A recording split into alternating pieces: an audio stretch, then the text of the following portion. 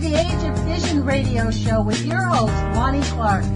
We stand together and accept that we now live in a world transformed by Fukushima. From 8 a.m. to 9 a.m. Pacific Standard Time here on UCY.TV radio. We relentlessly engage every ear that listens. We expose and confront the complete lack of accountability for the nuclear industry. Consider social engineering programs who view our bodies, minds, and souls as assets on a balance sheet. We discuss vital current issues, interview activists, and engage our audience in an effort to allow all voices to be heard. The Age of Vision radio show creates a venue that all will choose. We encourage our listeners to reclaim their power and their courage to take action and save our planet from the ravages of greed and indifference. Our actions matter. Every voice matters.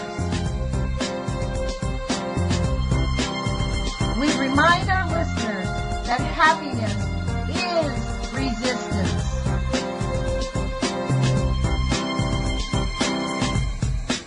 Love is greater than fear.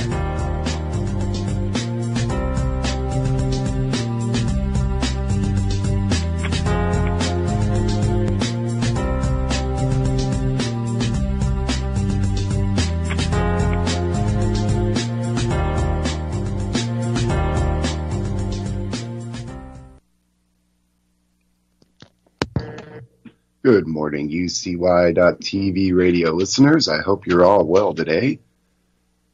Welcome to the Age of Fission radio show. My name is Jerome, and I am the Sane Environmentalist.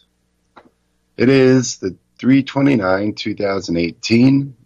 I am in Eugene, Oregon, and today we have blue skies and sun.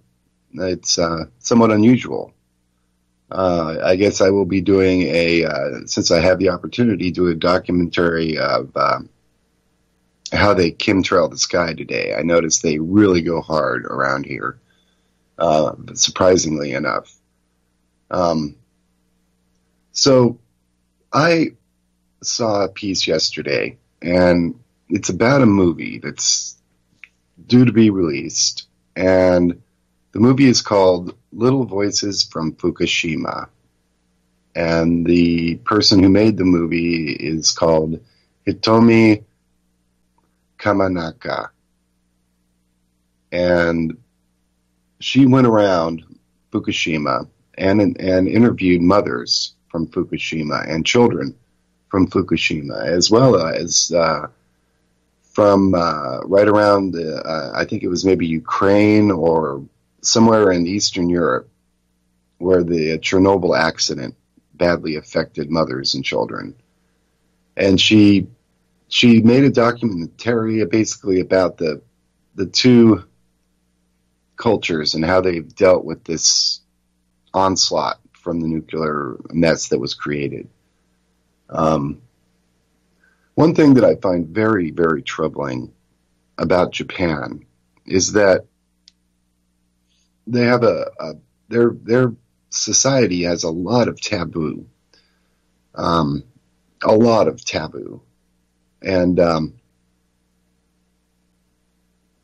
the people of Japan really do buy into this. It is a cultural thing. It is an old thing. I think in some ways it might be a way, given the geographic size of their world and the size of their population and the scarcity of pure Japanese DNA on the planet, I think that they may be a little protectionist as far as their culture is concerned, as far as their people are concerned, and I can understand that. However, we do have some issues here, and in regards to nuclear pollution in specific, the people of Japan have been convinced by the media of Japan in a cleverly, well orchestrated media bonanza. Basically, they have convinced people that there was no real harm done in Fukushima, and that the area around there is just fine, and there are people who live there, and those people are just fine. And it is racist for you to not live there because people are living there. And what do you hate Japan? Do you hate the Japanese? Our country is great and strong and beautiful and clean, and Fukushima is no different from any other part of it. This is what they're being told on their media. Our rice is good, our fish is clean, our water is pure, our air is breathable. How dare you even infer that we may have not done a good job cleaning up this mess? Because it's already cleaned up. It's just in a matter of small details that we have to finish the job. You should be just fine living there. Well, actually, in the United States, you would get a should be just fine living there. From the government of Japan, you will be just fine living there. Yeah, there's 8 becquerels per cubic meter of cesium, just cesium, not counting strontium-90 or the others, or plutonium, which they're finding in the soil. But guess what? We just increased. It used to be one sievert a year in Japan was the maximum dosage that a citizen could legally get. 1 sievert. They made that now 8 sieverts a year. So your typical Japanese citizen can receive up to 8 sieverts per year of ionizing radiation. And according to the Japanese government, that's just fine. Okay, and it's not dangerous, and everything's fine. And the people have gone for it. The media blitz, it worked. The people have gone for it. And so now, there are many Japanese citizens, mostly mothers with small children, who know different. Okay, they know different. But their parents and grandparents and cousins and uncles and aunts are all buying the party line. And so what they're doing is they have no choice but to comply. They have no choice, even though they know that they're moving into danger and almost certainly giving their children and their grandchildren cancer or birth defects or heart disease. We can go down the list of the issues. They move back in. And that's what this documentary is about. It's somewhat about that. It's about that and generally the effects of nuclear contamination and nuclear dosage contamination, heavy dosage contamination, which is what we're dealing with here in Japan. Kiana Muru is a Japanese citizen that goes around with a Geiger counter and a camera, and literally that's all he does. He doesn't have any dialogue to his videos. He doesn't allow comments to his videos. It's just basically a description of the location in the video description, in the video title, and a picture of a Geiger counter moving around. And I can tell you I think his name is Kiana Muru. His YouTube channel pops in and out quite a bit. It's not always there, unfortunately. So, and I'm trying to find him now. Maybe I'll get lucky and I can find him. Because all of his videos are just a picture of a Geiger counter. That's how you know it's his video. It's just a picture of a Geiger counter. And it keeps trying to let me. YouTube is getting worse and worse, isn't it? I think it is. Thank God we got The Voice, but the censorship is getting out of line. Here we go. It is Keiniaiayoru. Kiana Yoru is the name of this individual. And here's one. This is from 2011. And I'll have to translate the title because it literally is in Japanese. Here's one from 2020, January 25th, 2017. And he's on the street in some town.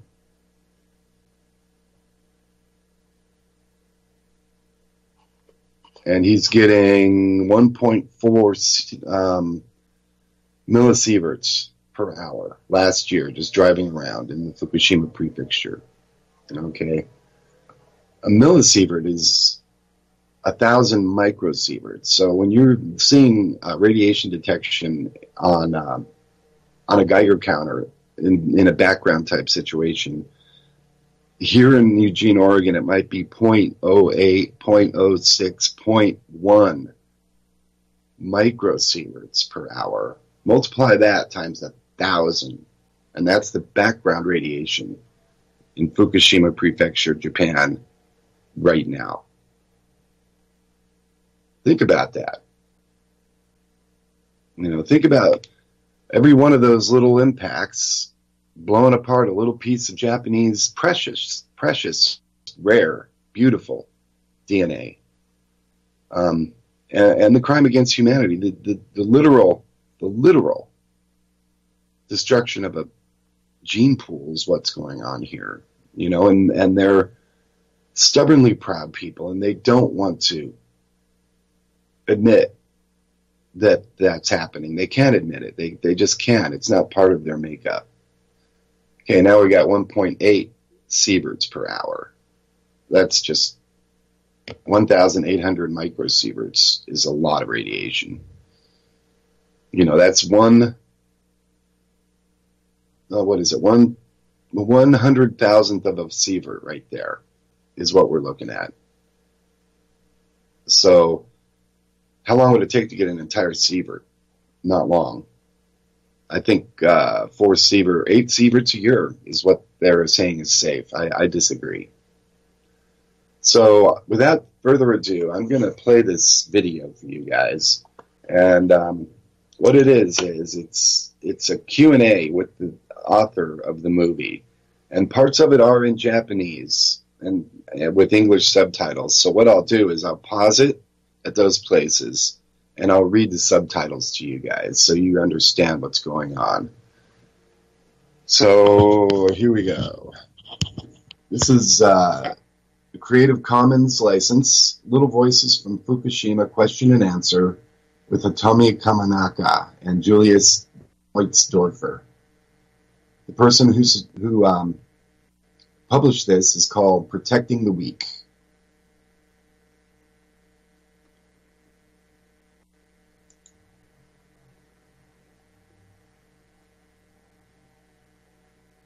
Think that Fukushima people who could escape only made choice. That's how people recognize this subtitle. But I told him that so everybody making choice. If they thinking like, oh, I don't do anything, I just stay and I keep living like before March 11th. Even though this kind of people also making a choice. So everybody making a choice unconsciously but consciously. So in Japan there was a big argument. So people who escaped from Fukushima really criticized by people who are stayed. And also people who are stayed criticized by people from outside of Fukushima. Oh, you are so ignorant, and then you are killing children, and you don't know the risks of radiation or something. You are so idiot or something like that. So people are so kind of involved in conflict between, this kind of situation is safe and this kind of situation is dangerous, but the situation is same situation, and the two kinds of sides started kind of fighting each other. So it was really bad situation. So the contestations between the victims, and also, I understand, blaming of the victims. Yeah, blaming each other. Yes. But I felt like I should respect every choice. So that's how I kind of approached to people in Fukushima and also people who are living in contaminated area. And there's this parallel. If we remember, there's this scene where the doctor in Belarus describes that some victims are blamed for drinking. Mm-hmm. And then you've mentioned the social pressure in Japan, the social pressure on the victims. I think there was one scene when a woman said, "Shousuha ni wa naritakunai." I don't want to be with a minority group. Maybe can you tell us a little bit more about that? I'm a one of minority in Japan. So many famous writers and also journalists and also specialists of radiation and nuclear saying, "Oh, this kind of situation in Fukushima is safe." So if you say something, "Oh, there's a contaminated hotspot there, and this is too high." So if I say so, people call me, "You are spreading a bad rumor." So people stopped saying it. So it's a reality. So it's contaminated. But if you say so, you are really criticized strongly. So people really scared it. Yeah, you're raising a very important aspect. A very important aspect of the problem is the reputational damage. Because actually, in any nuclear accident, the amount of reputational damage financially exceeds the actual damage. For example, with agricultural produce, this is what we can observe. But let's come back to the film once more. I wanted to ask about your camera. You have a camera woman. Her name is Iwata Makiko, I think. And what I found when watching the film was very often I found the camera was directed as on your protagonists from below. Was that a conscious decision, or is it just my perception? Was it something to stress that your protagonists are actually active and they're taking action instead of simply being victims? Mm-hmm. So I have a camera person, Makiko, and also I do camera. Yeah. So sometimes I really need to intimate question or intimate interview. So I go by myself alone. And the position of camera, mainly from below, because mothers are kind of almost with their children. And children's eye position is so below, that's why, so camera always same position of children's eye. Yes, high. I understand. That's why, so it looks like below. Yes. Very interesting. Talking about the protagonists in your film, we realize that it's the children who are the protagonists, the children, but also it's the mothers who are the protagonists of your film. I'm curious whether this was also a conscious choice of yours, or whether you simply realized that you have to incorporate the mothers so much while you were doing the film. So before March 11, almost of Japanese never thought about we have so many nuclear power plants, 54. And even professor at the university surprised, "Oh, is there so much?" or something like that. And in Japan, mothers are really isolated from social issue. I don't know other countries, but I traveled and I lived in Canada and also United States, and then I feel like Japanese women are trained that not interested in social issue and not be political. And being political is such a special thing for mothers. So they are really concentrate about how to care their children, how to take care of their husband, and no matter about social things. So, but I really need to provide information to kind of ordinary popular mothers, what radiation does to human body, or what's happening in Fukushima. And it's not only happening in Fukushima, it's the issue and problem all over Japan. Just recently, association did a research, and then they researched urine, took from Fukushima people and took from other area. And they found out that it depends. So if you live in Fukushima and taking care of, really conscious about what you eat, then cesium 137 ratio is low. But you live in Osaka and you don't care about what you eat, then cesium ratio is high. So it's no matter you live in Japan, where, but it matters what you eat. So then after 4 years, the contamination of soil is concentrated in Fukushima, but foods were spread over. So this is a Japanese government policy, spreading contamination all over Japan. I understand. That's why I really wanted to access to mothers, because how to say, against nuclear power plant or against this kind of government issue, we don't have so much people. Demonstration or saying something, and such a small numbers of people doing it.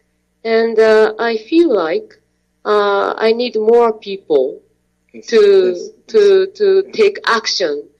But so it means that I need to provide something, some point of view by this film.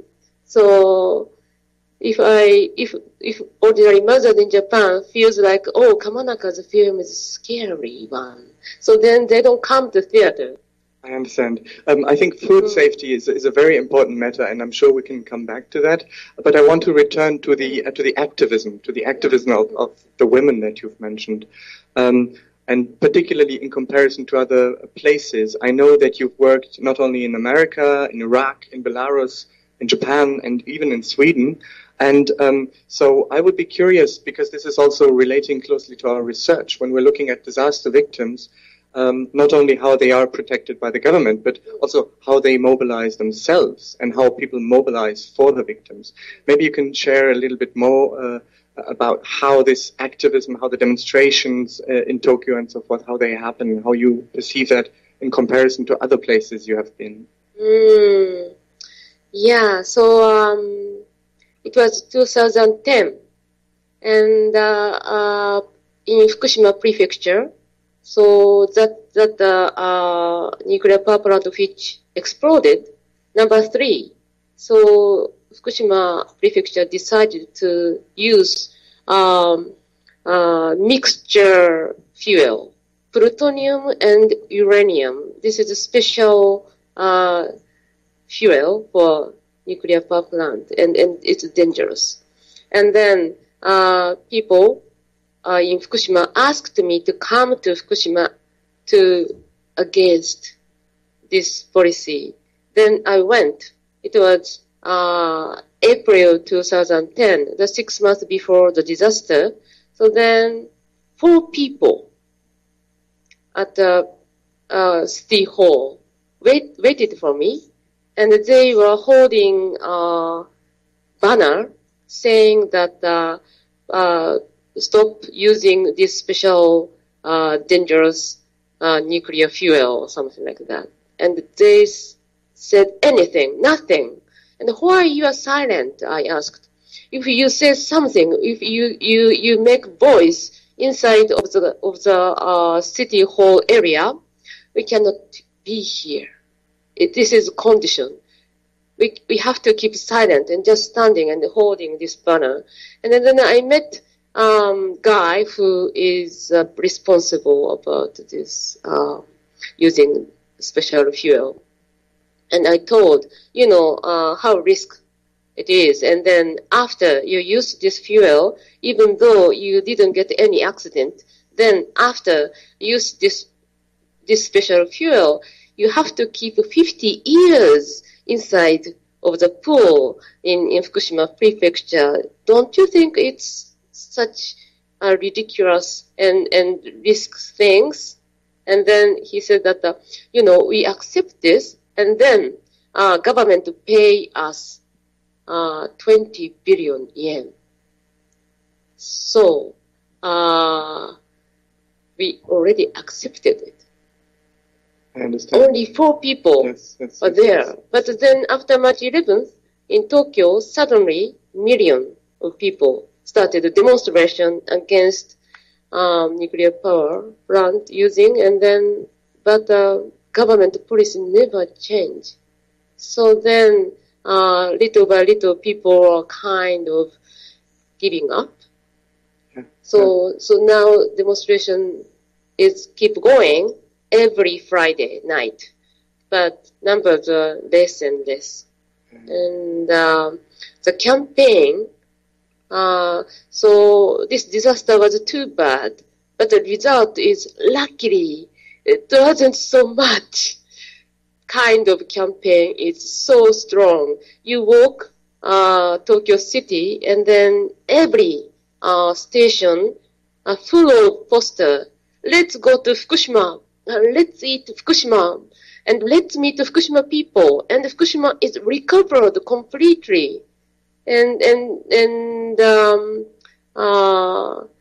government recommend schools to trip to Fukushima from all over Japan. It's really you're mentioning the role of the government in this. I think something our audience would be interested in is that I've read that you had government funding for your filmmaking before, and afterwards your funding got cut. Is that a true story? I got it because I proposed to Ministry of Culture. We are using so much nuclear power plant, but people are not understanding about it. So I like to make film. I interview both side people, and then I get the kind of various kinds of opinion in my film. So then Japanese people started thinking about what kind of power we are using. Then they liked it, and they gave me grant money. But after I completed this film, Ministry of Business and Commerce didn't know I got this kind of grant money, and then film became so popular, and they found it. This film got grant money from government, and then they were so angry. I heard, and then complained to Ministry of Culture, why you gave this? But so they have no communication in between many ministries. They are just doing their own work and they never communicate. But that time they complained to Ministry of Culture, and since then I couldn't get any grant. But it's not. I don't have any evidence. The reason why they don't give me grant anymore. I understand. So I will ask one more question, and then we will open for the audience to ask questions. The last question I would like to ask you relates to the second location where you were shooting the film, which is Belarus. I've visited Japan many times.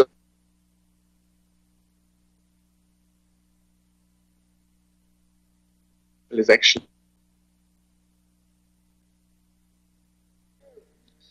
the pollution came from Chernobyl power plant. 45% went to Belarus area. That's one reason. But so the most biggest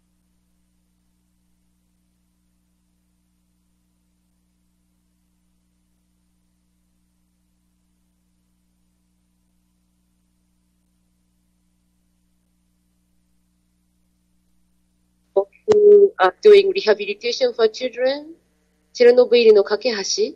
So they invited her to Japan. The bridge to Chernobyl. Yeah. So then I met her, and I really fascinated.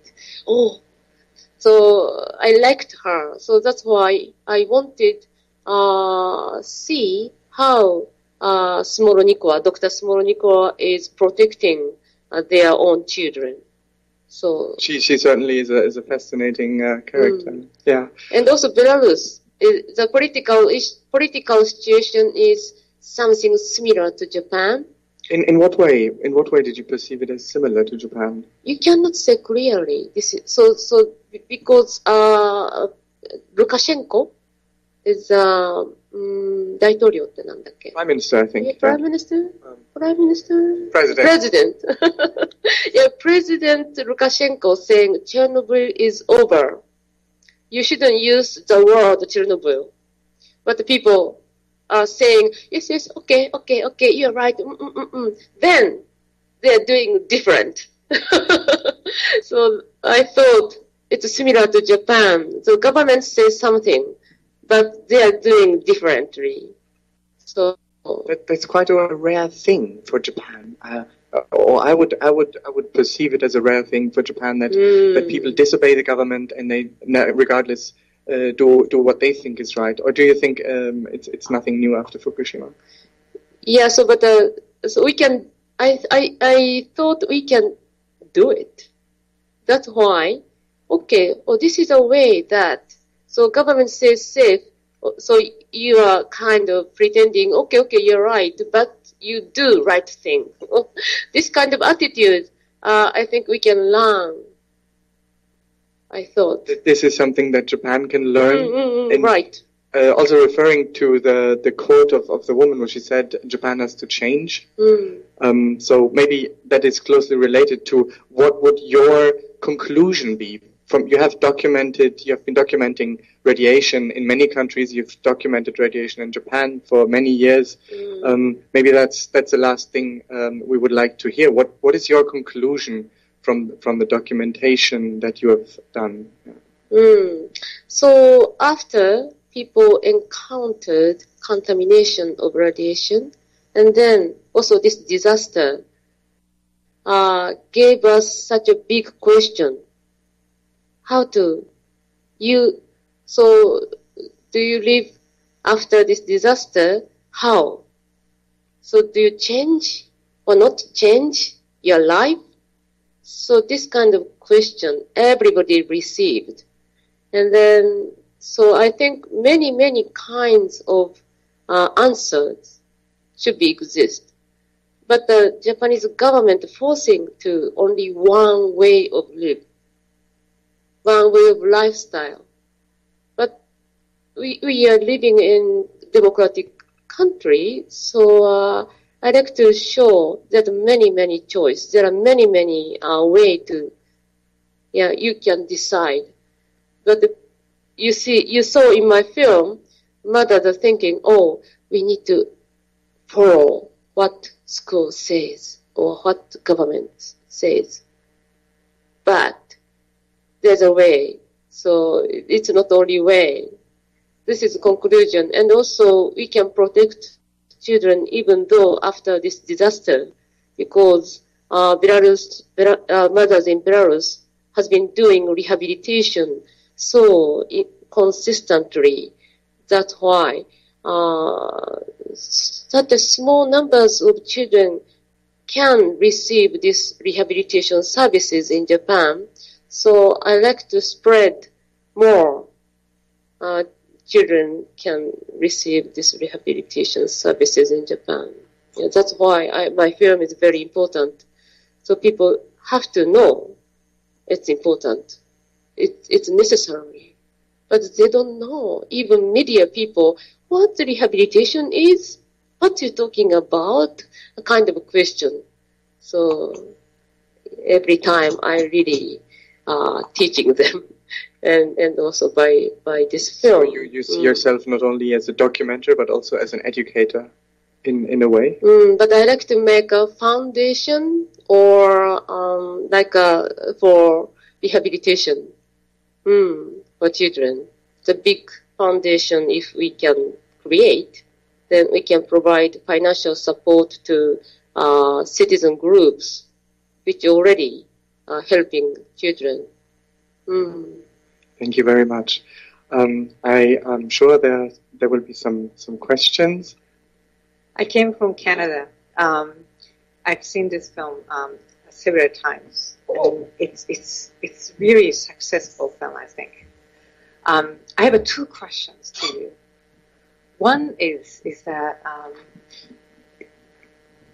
with this film, you are against the Japanese government. Not only that, you are against the men as well. Then I do think it is difficult to cultivate the audience because you are really pushing away the government support and then also the Japanese society support, which is very male dominated. That's one thing. Not against things. So many audience in Japan watched my film, so they said that no enemy in this film. Yeah, so not against thing. I'm just offering action, taking concrete action which can protect children from radiation.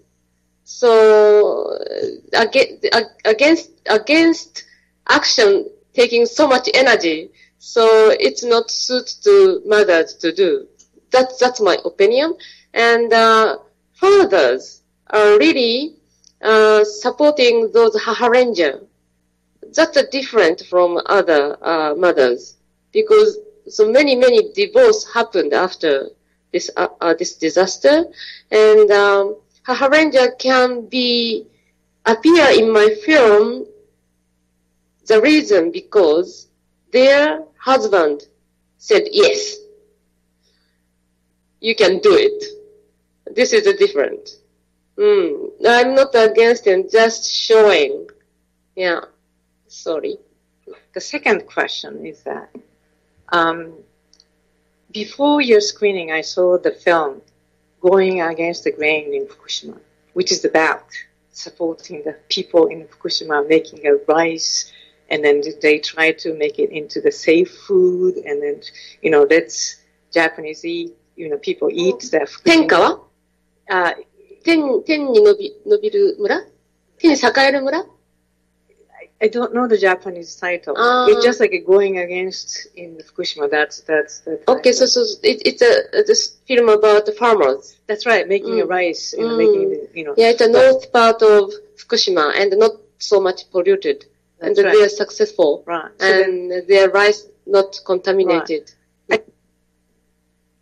You know why Fukushima Prefecture decided to use their own products, rice, for school meals. Yeah. So the limit of contamination level is 20 becquerel per kilogram.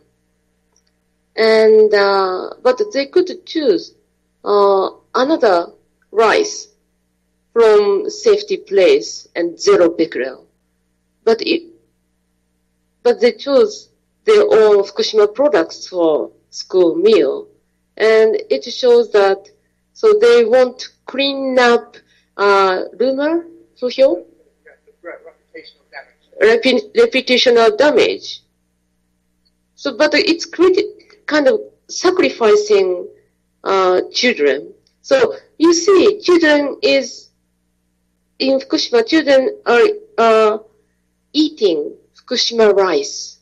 Isn't it safe? Don't you think so? Even children eating it, and they are so healthy or something. But that film shooting precise village, but other villages more contaminated. That's a very low contaminated area.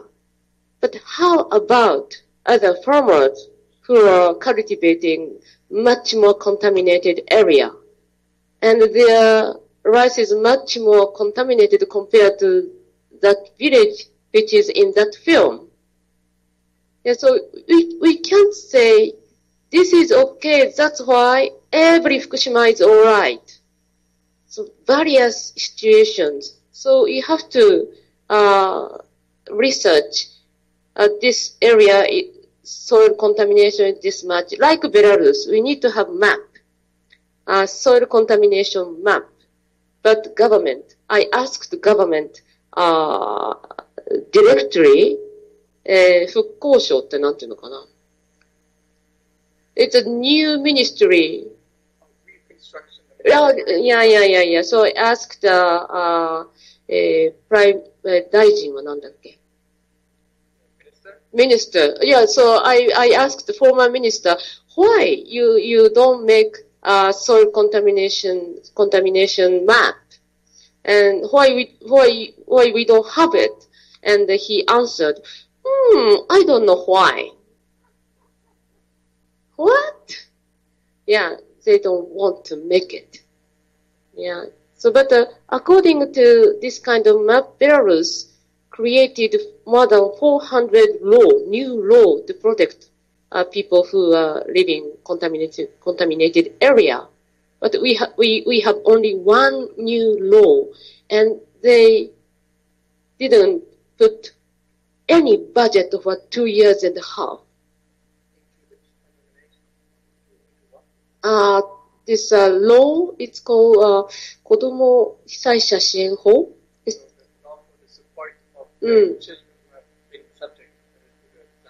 Yeah, so this law says that so people who escaped, people who stayed, and the children get the rehabilitation.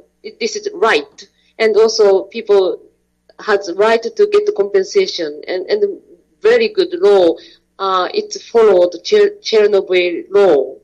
So, but the government didn't put any budget for 2 years and a half. Law is there, but never work.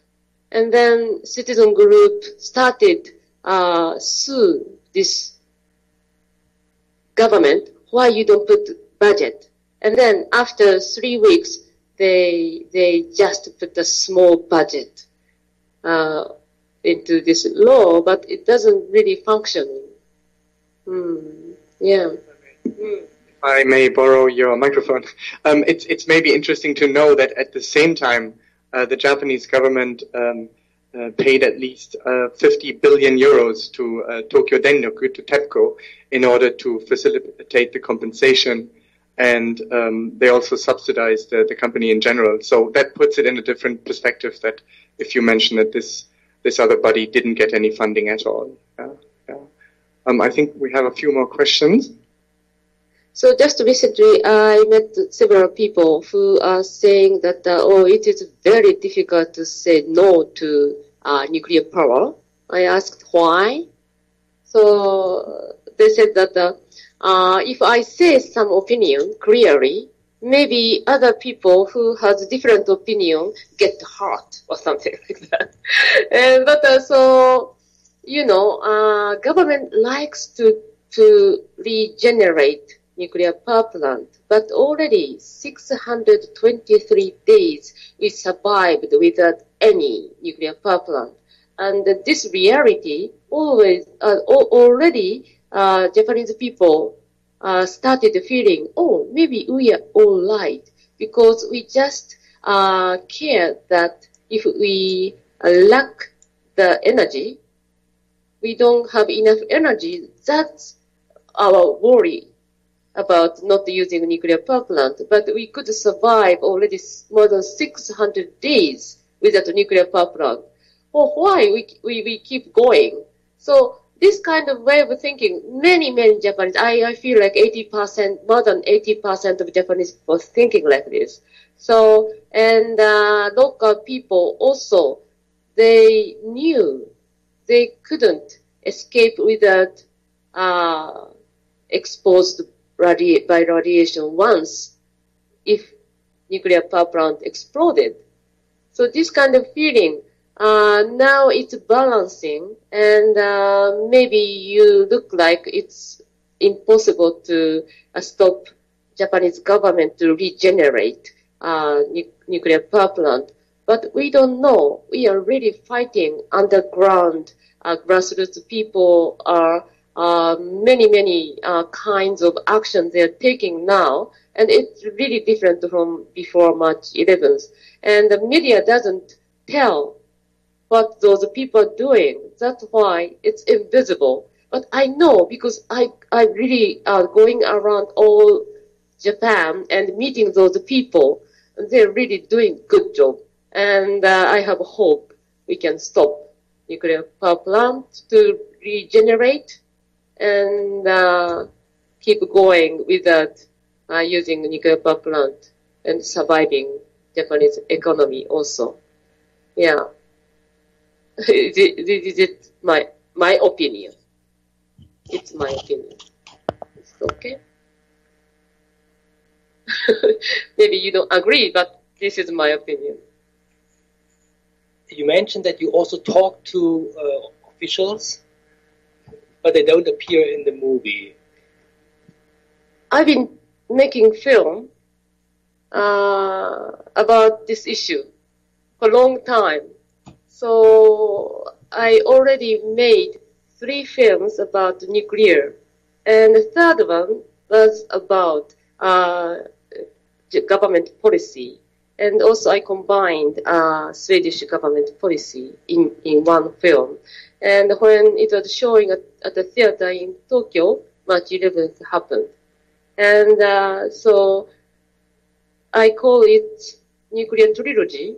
And then, so official people already appeared in my past film. And then people knew in Japan how they are, what is their opinion.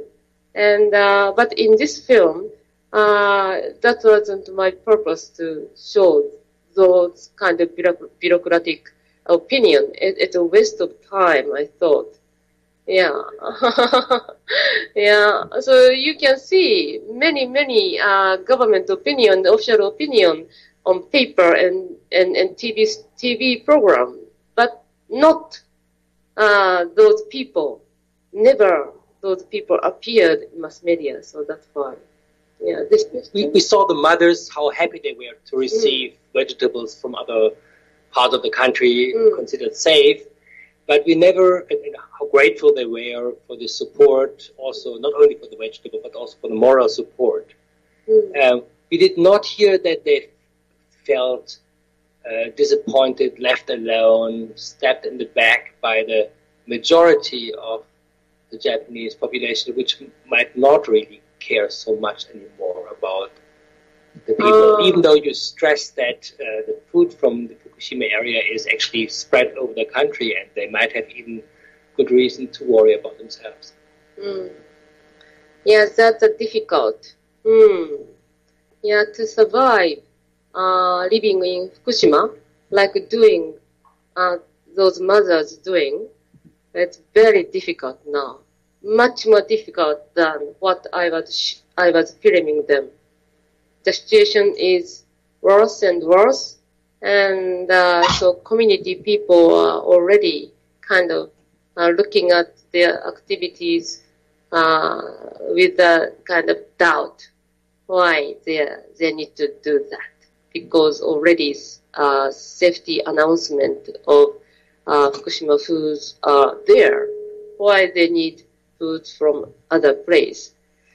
So, but at the beginning, those mothers didn't know what to do, and they were so kind of, I felt, oh, they are so weak, and they don't have strong will to do. But I just really kind of followed and spent time with them, and then but so in their mind, so their strong will growing up, and then now I think they are very strong to determine what they do. So the complaining is not so useful. So they have their own supporter everywhere in Japan. So they connect and they communicate and they visit them with their children for rehabilitation. So that's why. Yeah, they're isolated and they feel like they're minority, but they know they need to do that. That's why. So they keep doing it. Yeah, isolation is, yeah. So that's how I'm showing this film all around Japan and finding people, new supporter to them. It's yeah, what I need to do. Over the last couple of years in Japan, there's been a lot of discussion of a manga that's, I think it's Oshinpo, that discussed the idea of... I know, Oshinpo. That talked about nosebleeds. And some of the people in the film were talking about nosebleeds as a possible side effect.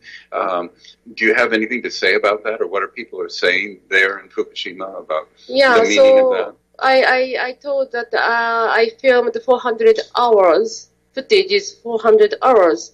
And I never just looked for children who nosebleeds. But I met many children got the nosebleed.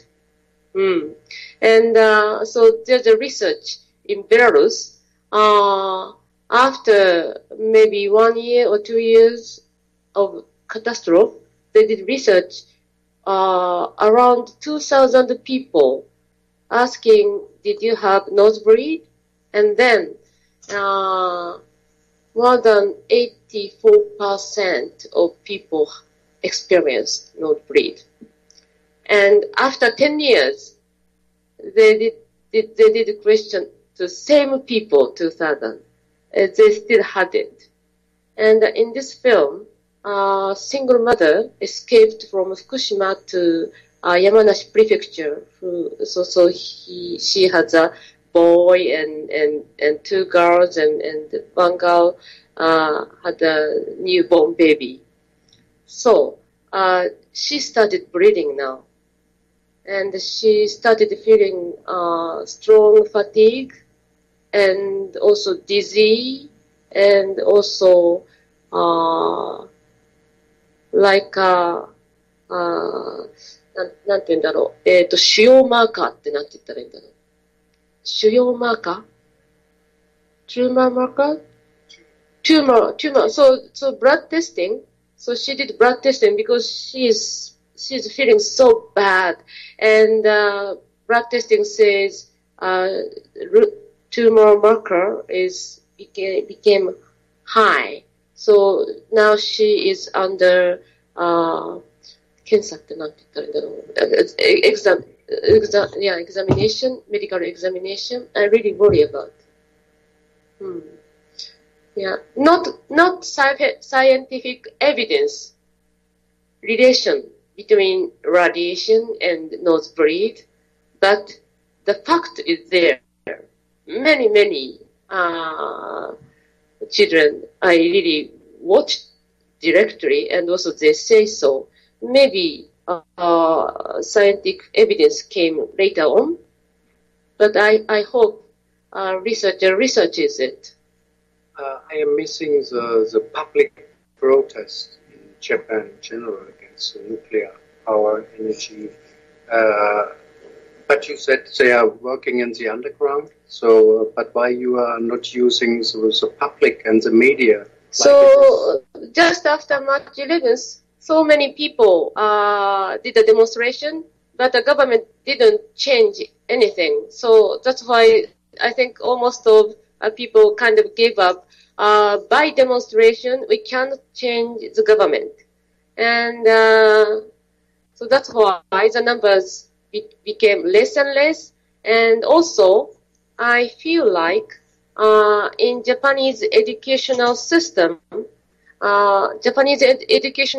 really trained people don't do it. Don't be political. So in 70s and in the 80s, we had a big demonstration against Narita Airport, many. But they all failed, not successful. No success So young people really learn from those age experience. Oh, so father did a kind of stupid thing, and if you do it, you cannot get a good job, and you cannot get any respect from society. You called like a terrorist. So the reputation of demonstration in Japan is really, really bad. It's too bad. So I'm teaching at the university, and I'm asking them, so what are you interested in demonstration? And everybody says, But just recently, we had a kind of secret law started. And so university students group started a demonstration with hip-hop music. Yeah, so they're very good demonstrator and the new way, and looks really cool. They really care about their fashion, and now they are really active. But not numbers. I think they're really doing good job, and they are using YouTube, shooting themselves and putting on YouTube, and everybody see what their message is. And I hope they keep going. Yeah, but you should know it's very, very toned down demonstration people, because society not allowed. So it's out of if you do it, people recognize you as out of society. So people are afraid of it. Yeah, thank you very much. Before we thank you again, I would like to express my gratitude once more to the Volkswagen Foundation, who has funded this event, to the research project of Goethe University and Professor Bells, who have supported this, and also to the team of Nipple Connection. And if you're interested in Hitomi Kamanaka's other movies, please Google her name. And if you're interested in our research on protecting weak groups and interest in East Asia, you can Google Protecting the Weak. Thank you very much. Please join me in thanking Hitomi once more. Thank you very much.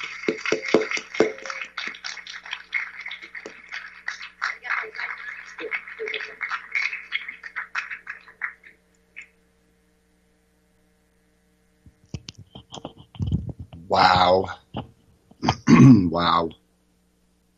So that's what we're looking at, folks. That's the situation in Japan.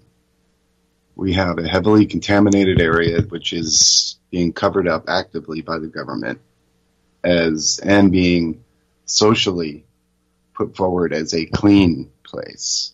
And I think we have to a lesser extent, the same thing going on here in the United States. It's the nuclear taboo. They're getting really good at it, guys. My name is Jerome. I am the Sane Environmentalist, and I hope everybody has a great day. You can catch this on YouTube later on. Also, Hitomi Kamanaka is the name of the author of this. Hitomi Kamanaka.